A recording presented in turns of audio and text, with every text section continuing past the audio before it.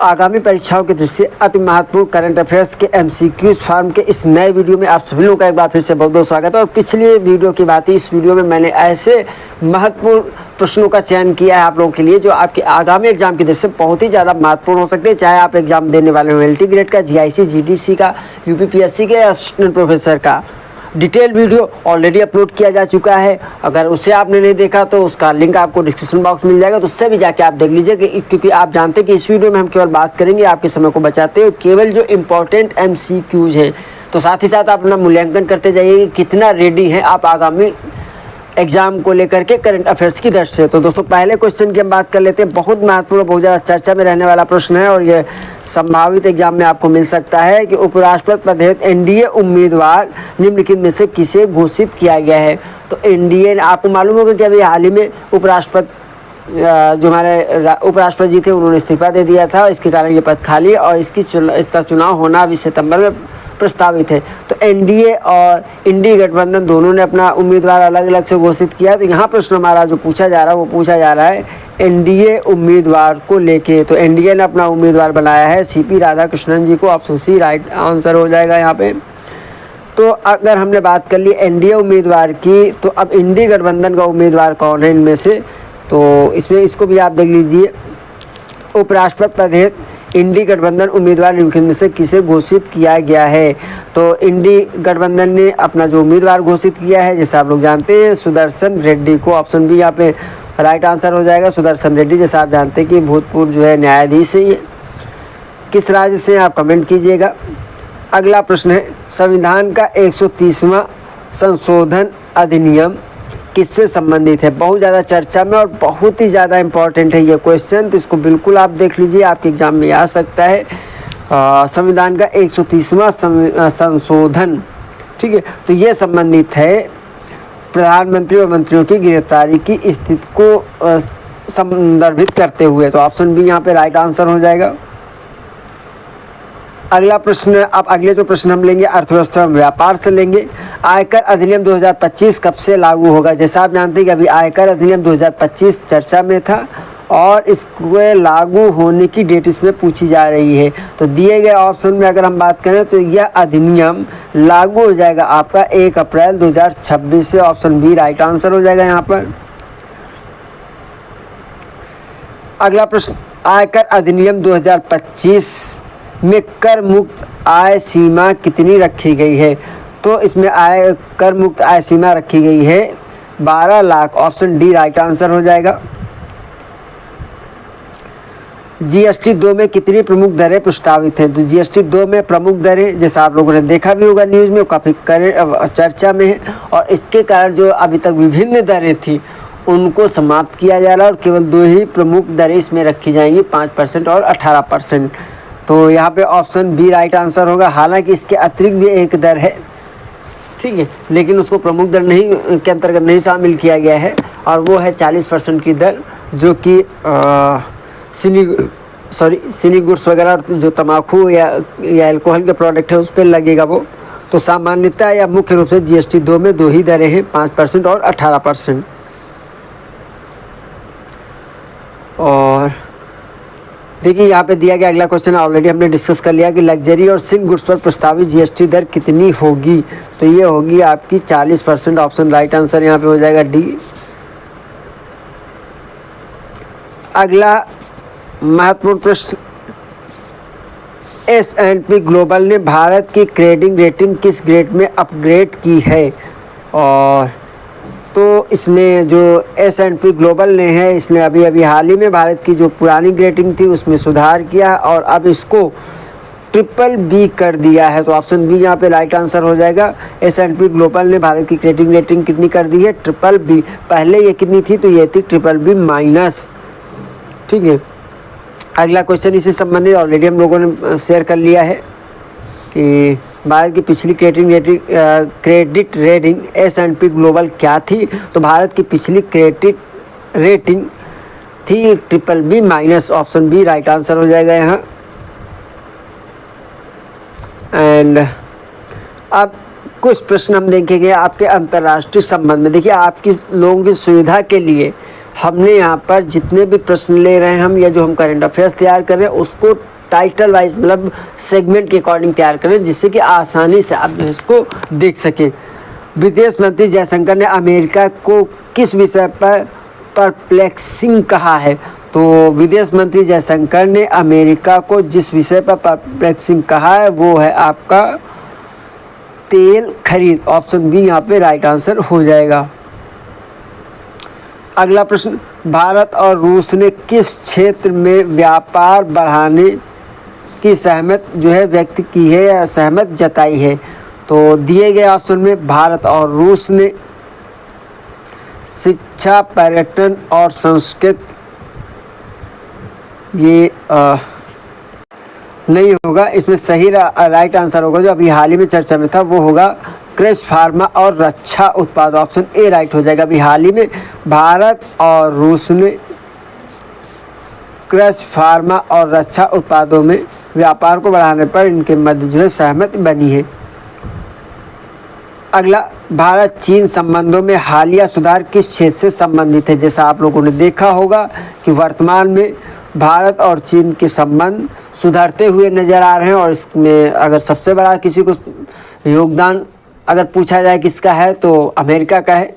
America की नीतियों के कारण ही भारत और चीन के मध्य जो है संबंध प्रगाढ़ होते नज़र आ रहे हैं। हालांकि कितने दिन तक अच्छे रहेंगे ये समय बताएगा, लेकिन वर्तमान में एक अच्छी बात रहेगी कि हमारे पड़ोसी से अगर हमारे संबंध अच्छे होते। हालांकि चीन इस बात को भविष्य में भी ध्यान रखे। तो भारत चीन संबंधों में हालिया सुधार जो जुड़े हुए हैं वो जुड़े हुए वीज़ा, उड़ानें और सांस्कृतिक आदान प्रदान से। Option B will be the right answer.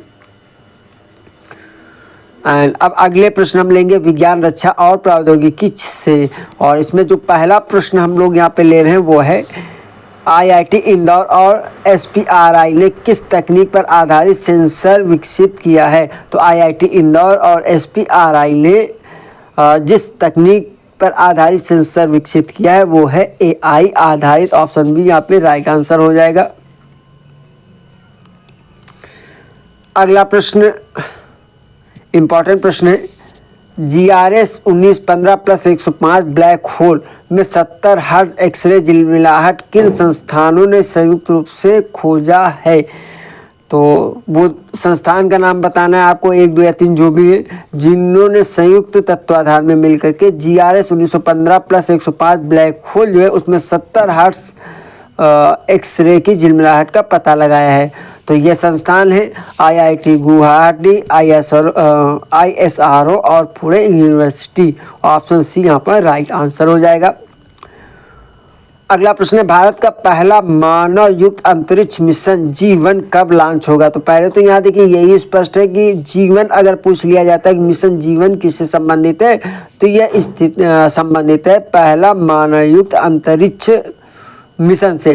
ठीक है, अब यहाँ पूछा जा रहा है कि ये कब तक लॉन्च होगा? तो इसकी लॉन्च होने की जो संभावित तिथि है वो है दिसंबर 2025। ऑप्शन ए यहाँ पे जो है राइट आंसर हो जाएगा, कंफ्यूज मत होइएगा इसमें। एंड अगला प्रश्न, उत्तराखंड में खनिज का नया स्रोत पाया गया है जो कि है, दिए गए ऑप्शन में जो उत्तराखंड में नया खनिज स्रोत पाया गया वो संबंधित है रेयर अर्थ मेटल, जो कि आजकल बहुत ज़्यादा चर्चा में है, इसलिए इससे संबंधित जो भी खबर मिलती है दुर्लभ पृथ्वी तत्वों से संबंधित उसको आप नोट डाउन कर लीजिएगा। इससे संबंधित प्रश्न आपको आगामी एग्जाम में मिलने वाला है। अगर ये पूछा जाता है कि दुर्लभ जो रेयर अर्थ एलिमेंट्स है इसका उपयोग कहाँ है, तो इसका सबसे ज़्यादा उपयोग जो इलेक्ट्रॉनिक ऑटो इंडस्ट्री है उसमें इसका उपयोग होता है, और विश्व में अभी सबसे ज़्यादा जो रेयर अर्थ मेटल का उत्पादन किया जा रहा है वो चीन के द्वारा किया जा रहा है। तो ये कुछ फैक्ट्स थे। एंड अगला जो प्रश्न हम ले रहे हैं वो ले रहे हैं स्वास्थ्य एवं समाज से। अब हम कुछ प्रश्न यहाँ पे लेंगे।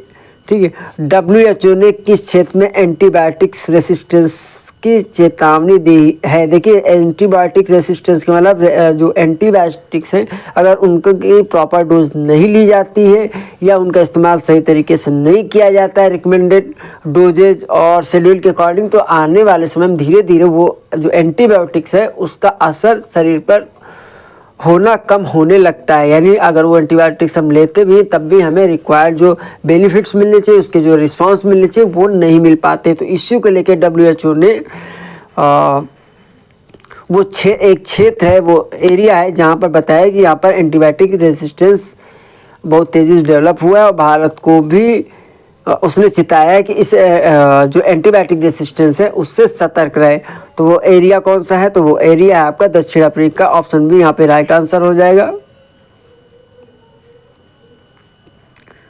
एंड अगला प्रश्न है, राष्ट्रीय कैंसर नियंत्रण रणनीति 2025 का ड्राफ्ट किसके द्वारा तैयार किया गया है? तो सीधी बात है, ये तैयार किया गया है स्वास्थ्य मंत्रालय के द्वारा। ऑप्शन बी यहाँ पे राइट आंसर हो जाएगा।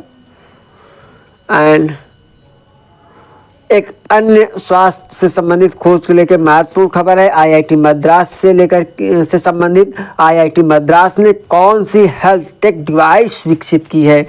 तो IIT मद्रास ने जो हेल्थ टेक डिवाइस निर्मित की है, बनाई है या खोजी है, उसका नाम है AI आधारित smart stethoscope. Option B right answer हो जाएगा यहाँ पर। एंड अगला प्रश्न बहुत ज़्यादा इम्पॉर्टेंट लग रहा है, ये आपके एग्ज़ाम में पूछा जा सकता है क्योंकि ये समाज से जुड़ा हुआ, वृहद समाज से जुड़ा हुआ प्रश्न है। PM जन आरोग्य योजना के अंतर्गत बीमा कवर कितना बढ़ा दिया गया है या आप कितना कर दिया गया है? तो सबसे पहले तो आप ये देख लीजिएगा कि PM जन आरोग्य योजना किस वर्ष लॉन्च की गई थी। ये प्रश्न आपके GK GS और करंट में बन सकता है, GS में बन सकता है। और यहाँ जो प्रश्न है कि अभी तक जो PM जन आरोग्य योजना के लिए बीमा कवर दिया जाता था वो 5 लाख रुपए दिया जाता था, लेकिन यहाँ पे 5 लाख तो 3 ऑप्शन में, तो बढ़ा के इसको कितना कर दिया गया? तो इसको कर दिया गया 7.5 लाख। तो ऑप्शन यहाँ पे ए राइट आंसर हो जाएगा।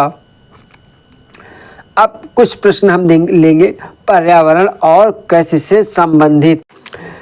अगला क्वेश्चन, INC 5.2 सम्मेलन किससे संबंधित था? अभी हाल ही में सम्मेलन हुआ तो आपको पता नहीं किस क्षेत्र से संबंधित है। तो दिए गए ऑप्शन में जो INC 5.2 सम्मेलन वो संबंधित है प्लास्टिक प्रदूषण से। Option B right answer, plastic प्रदूषण। एंड अगला प्रश्न है, भारत ने 2030 तक वैश्विक ग्रीन हाइड्रोजन मांग का कितना हिस्सा पूरा करने का लक्ष्य रखा है? तो भारत ने 2030 तक वैश्विक ग्रीन हाइड्रोजन की मांग का जो हिस्सा पूरा करने का लक्ष्य रखा है, वो जो टारगेट रखा है उसकी सीमा है 10%। Option C right answer. Uttar Pradesh का पहला ग्रीन हाइड्रोजन प्लांट कहाँ स्थापित किया गया है या कहाँ पर स्थापित किया जा रहा है?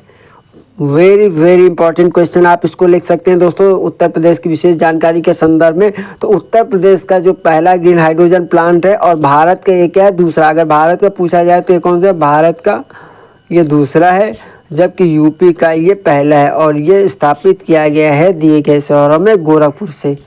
तो गोरखपुर यहाँ पे राइट आंसर हो जाएगा। आगे बढ़ते हैं। भारत ने हाल ही में किस तेल का सबसे बड़ा आयात किया, यानी सबसे ज़्यादा आयात की भी घोषणा की है किस तेल की? और इसमें करीब आई थिंक कि 40% या 34% के आसपास ज़्यादा आयात करने का भारत ने प्रयास किया है, क्योंकि वर्तमान में इसके जो डिमांड बढ़ी है और जिसके कारण इसके रेट बहुत ज़्यादा भारत में बढ़े हैं। और ये तेल है कैनोला ऑयल। कैनोला ऑयल यहाँ पे राइट आंसर हो जाएगा। एंड अब कुछ प्रश्न हम लेंगे आपके शिक्षा और अनुसंधान से। नया IIM कहाँ स्थापित किया जा रहा है? अभी हाल ही में चर्चा में था। तो देखिए अगस्त 2025 के अकॉर्डिंग ये हम क्वेश्चन ले रहे हैं। तो दिए गए ऑप्शन में जो नया IIM स्थापित किया जा रहा है वो किया जा रहा है गुवाहाटी में। ऑप्शन ए यहाँ पे राइट आंसर हो जाएगा। राजस्थान सरकार ने किस भाषा को प्री प्राथमिक विद्यालय में शामिल करने का निर्णय लिया गया है। और दिए गए भाषा में कई ऑप्शन यहाँ पे दिए गए हैं, संस्कृत, हिंदी, उर्दू, अंग्रेजी। तो राजस्थान सरकार ने अभी हाल ही में प्री प्राथमिक शिक्षा में शामिल करने की जो निर्णय लिया है वो भाषा है Sanskrit. Option A right answer यहाँ पे। एंड अगला क्वेश्चन, असम सरकार ने किस कंपनी के साथ एआई और ग्रीन एनर्जी शिक्षा के लिए साझेदारी की है? तो यहाँ पर असम सरकार ने हाल ही में एआई और ग्रीन एनर्जी शिक्षा के लिए जो साझेदारी की है, समझौता किया, वो किया है टाटा ग्रुप की नेल्को कंपनी के साथ। एंड अगला, ऑनलाइन गेमिंग रेगुलेशन बिल, ये काफ़ी चर्चा में बिल है, उससे संबंधित आपको क्वेश्चन जरूर मिलेंगे आने वाले समय में। तो ऑनलाइन गेमिंग रेगुलेशन बिल 2025 का उद्देश्य क्या है? तो दिए गए ऑप्शन में अगर हम बात करें तो ऑनलाइन गेमिंग रेगुलेशन बिल 2025 का जो मुख्य उद्देश्य है वो है कि जो रियल मनी गेमिंग है उन पर प्रतिबंध लगाना, रियल मनी गेमिंग पर प्रतिबंध लगाना। एंड तमिलनाडु सरकार ने वेट्री स्कूल योजना के लिए कितना बजट आवंटित किया है? तो इसके लिए 55 करोड़ रुपए का बजट आवंटित किया है तमिलनाडु सरकार ने। एंड अगला प्रश्न है, UIDAI स्टारलिंक साझेदारी का उद्देश्य क्या है? ये काफ़ी चर्चा में है। और तो UIDAI और स्टारलिंक साझेदारी का मुख्य उद्देश्य जो है वो है आधार आधारित वेरिफिकेशन को digital banana. Option A right answer हो जाएगा यहाँ पर। अब कुछ प्रश्न हम देखेंगे कला, संस्कृति और स्मृति दिवस से संबंधित। यूनेस्को ने किस सेल को इंटेजिबल कल्चर हेरिटेज सूची में शामिल किया है, ऐसे जोड़ा है?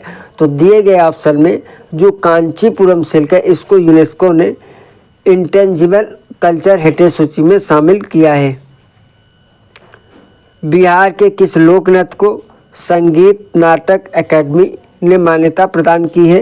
तो अभी हाल ही में काफ़ी चर्चा में थे कि जो संगीत नाटक अकेडमी ने बिहार का जो लोक नृत्य है जिसे मान्यता प्रदान की है उसका नाम है नटकी। ऑप्शन बी राइट आंसर हो जाएगा यहाँ पे। एंड फिल्म धरती के रंग ने TIFF 2025 में कौन सा पुरस्कार जीता है? तो दिए गए ऑप्शन में जो फिल्म धरती के रंग है इसने TIFF 2025 में बेस्ट डॉक्यूमेंट्री का अवार्ड जीता है। ऑप्शन सी राइट आंसर हो जाएगा। एंड विभाजन विश्व का स्मृति दिवस कब मनाया जाता है? तो आप लोग जानते होंगे, इसमें ज़्यादा बताने की जरूरत नहीं, 14 अगस्त को।